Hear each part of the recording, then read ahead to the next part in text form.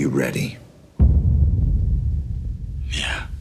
Back in 2013, Breaking Bad's seminal 5-season run ended with an ideal send-off for one of TV's most iconic characters, Bryan Cranston's Walter Heisenberg White. During the series finale, Felina, Walter was able to say his goodbyes and make amends. But what about his ex-drug-dealing companion, Jesse Pinkman, who was last seen speeding down a dirt road on his way to freedom? Where is his swan song? El Camino, a Breaking Bad movie, is the first, and probably the last entry in the MCU, well, the methamphetamine cinematic universe, that attempts to answer that particular question.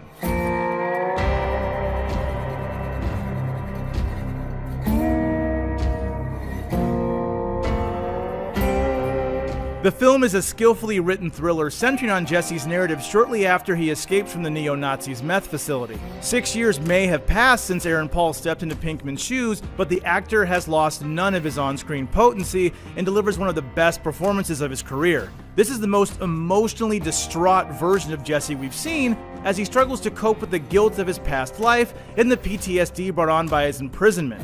Gilligan's use of flashbacks throughout the film is an effective way to showcase Jesse's transformation from sort of good-hearted criminal to reluctant killer. It probably won't come as a surprise to say that El Camino has Breaking Bad cameos sprinkled throughout its 2-hour runtime. Thankfully, each familiar face is well-earned and necessary to effectively advance Jesse's story. Yeah, I know who this is.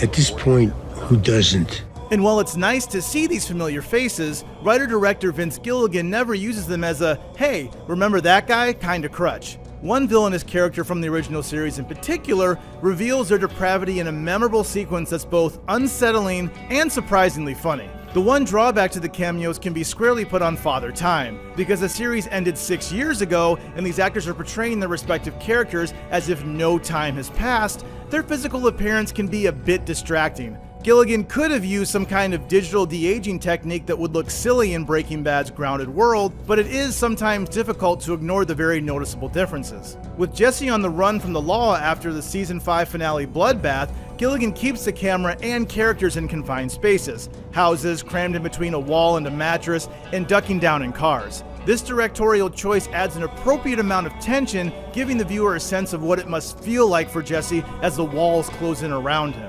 The action sequences, though sparse, are entertaining once the bullets start to fly. And while no one is likely to confuse Jesse with James Bond, it's exciting to see how well he handles stressful situations now, especially when he's outmanned and outgunned. Breaking Bad cinematographer Marshall Adams also returns to aid Gilligan in his ambitious endeavor. Gilligan and his team never have been afraid to take creative chances when it comes to their camera techniques, like Season 4's famous shovel cam POV scene in Cornered.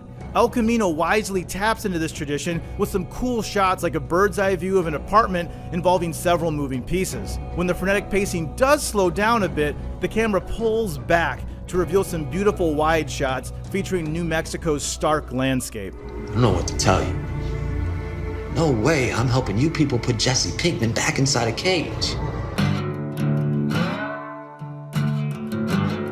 El Camino, a Breaking Bad movie, gives Jesse Pinkman the swan song he deserves, with a compelling 2-hour story that brings us back into the high-stakes world of drugs and thrilling shootouts. Writer-director Vince Gilligan's memorable script explores Jesse's profound transformation with the use of well-paced flashbacks and cameos that don't feel forced for the sake of fan service. Aaron Paul delivers one of the best performances of his career, which should keep Breaking Bad's well-earned reputation as a television phenomenon alive and well for years to come.